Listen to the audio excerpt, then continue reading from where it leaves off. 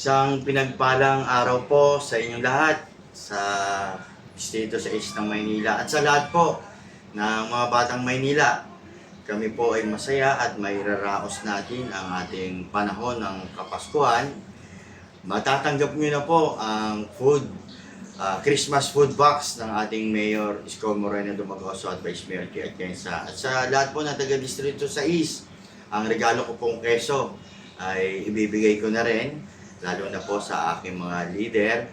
At kayo po ay mararamdaman nyo ang pagmamahal, malasakit at gobyerno ng pamalaang lungsod ng Maynila dahil nakita nyo naman ang mga programa at proyekto na talagang ibinibigay ng isang Isko Moreno ng ating Vice Mayor Kia Atienza at kami sa hanay ng 13th City Council. Kami po talaga ay nakikiisa at nakikilahok sa inisyatibo at pagmamahal na gustong ibigay sa atin ng ating Mayor Isko Moreno. Sa pagsapit po ng bagong taon, hangad po namin ay magkaroon kayo ng mabuting kalusugan at masaganang pamumuhay.